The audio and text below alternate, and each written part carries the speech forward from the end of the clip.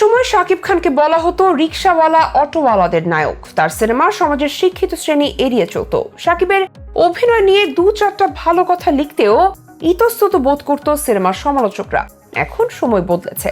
সব শ্রেণীর দর্শকের পাশাপাশি সালাউদ্দিন লাবলু, গাজী রাকায়েত, চঞ্চল চৌধুরী, তারিক আনাম খানের মতো রথী মহারথীরাও এখন শাকিবের প্রশংসায় পঞ্চমুখ। শুধুমাত্র জনপ্রিয় অভিনেতা হিসেবেই নন, একজন মানুষ হিসেবেও শাকিব খান কতটা চমৎকার সেই মন্তব্য শোনা যাচ্ছে ওইসব জনপ্রিয় অভিনেতাদের থেকে। নিম্ন আয়ের দর্শকদের থেকে সমাজের সব শ্রেণীর দর্শকদের কাছে পৌঁছে যাওয়া মহাতারকা শাকিব খানকে নিয়েই আমাদের আজকের বিশেষ এই আয়োজন। দীর্ঘ 25 বছরে শাকিব খান পেয়েছেন লাখো কোটি ভক্ত, সে সাথে তার নিন্দুকের সংখ্যাও কম নয়। তাদের অভিযোগও আছে এক গাদা। একটা সময় বলা হতো শাকিব খানের সিনেমা মাল্টিপ্লেক্সে চলবে না, অর্থাৎ রুচিশীল দর্শকের কাছে পৌঁছাতে পারবে না শাকিব খান। সে শাকিব খানই শিকারী ও নবাব দিয়ে রেকর্ড পরিমাণ কালেকশন এনেছিল মাল্টিপ্লেক্সে। এবার প্রিয়তমা ও তুফান দিয়ে তিনি চলে গিয়েছেন ভিন্ন এক উচ্চতায়। ব্যক্তি শাকিবকে নিয়েও বিভিন্ন সময় নানান রকম নেতিবাচক গুজব ছড়িয়েছেন, অথচ তার সহশিল্পীরা বরাবরই শাকিবকে জেন্টলম্যান উপাধি দিয়েছেন। দেশের প্রখ্যাত নির্মাতা অভিনেতা সালাউদ্দিন লাবলু অল্প সময়ের জন্য ছিলেন তুফান সিনেমাতে। সেই সিনেই তার সাথে ছিলেন শাকিব খান। এই সুপারস্টারের ব্যাপারে লাবলু বলেন, শাকিব খানের সঙ্গে কাজের অভিজ্ঞতা খুবই ভালো। তার সম্পর্কে কে কি বলে জানি না, তবে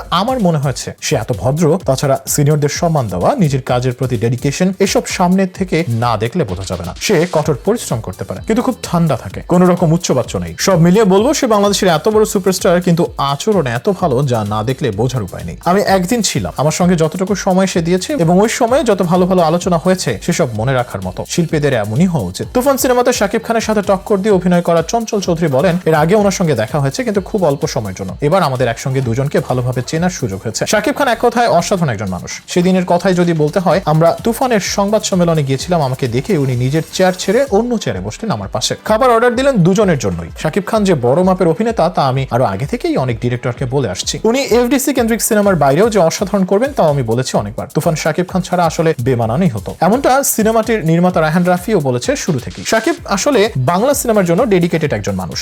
শাকিবের জনপ্রিয়তা সর্বোচ্চ। এটাকে যদি ঠিকঠাক মতো কাজে লাগানো যায় তাহলে আমাদের সিনেমাকে পরিবর্তন করে আন্তর্জাতিক মানে নেওয়া সম্ভব। পাশাপাশি আন্তর্জাতিক বাজারে আমাদের বিস্তৃতি ঘটানো সম্ভব। আরেকজন প্রখ্যাত অভিনেতা গাজী রাকায়েত বলেন, শাকিবের সাথে তুফান সিনেমাতে প্রথম অভিনয় করলেও দীর্ঘদিন ধরে তাদের সুসম্পর্ক। শাকিবের ব্যাপারে অনেক ধরনের কথাবার্তা শোনা গেলেও আমরা যতটুকু দেখেছি তাতে তাকে জেন্টলম্যান মনে হয়েছে। একজন তারকার যত সব গুণাবলী থাকা দরকার তার সবকিছুই শাকিব খানের মধ্যে আছে। এমনকি রাত 3টার সময় শুটিং এর কল থাকলেও শাকিবকে কখনো বিরক্ত হতে দেখিনি। শাকিবের সহশিল্পী মাসুমা রহমান নাবিলা বলেন, শাকিব খানের সঙ্গে আমার প্রথম সেটেই দেখা হয়েছিল। প্রথম দেখাতেই তার তুফানের লুকটা ছিল। বাস্তবে শাকিব খান বেশ সুন্দর। তিনি তো আমাদের দেশের স্টার, সুপারস্টার। বলা যায় ধরাছোঁয়ার বাইরে থাকেন তিনি। তাকে কোথাও সহজে দেখা যায় না, তবে উনি আমাদের মতোই একজন সহজ মানুষ। তবে অনেকটা অন্তর্মুখী মানুষ তিনি। শুটিং এর প্রথম দিন খুব একটা কথা হয়নি, শুধু হাই হ্যালোই হয়। পরে ধীরে ধীরে আমাদের মধ্যে কথা হতে থাকে। সিনেমার শেষ দৃশ্যটাই সবার আগে শুটিং হয়েছিল। তিনি আমাকে শুটিং এ বেশ সাহায্য করেছেন। শর্ট ভালো হলে প্রশংসা করতেও কার্পণ্য করেননি। শাকিবের সাথে রাজকুমার সিনেমাতে অভিনয় করা আরেক জনপ্রিয় অভিনেতা তারিক আনাম খানও এই সুপারস্টারের ভূয়সী প্রশংসা করেছিলেন। এসব রথী মহারথীদের মন্তব্যে এটা স্পষ্ট হয় শাকিব খান ব্যক্তিগতভাবেও খুব পেশাদার ও চমৎকার সহশিল্পী। তাকে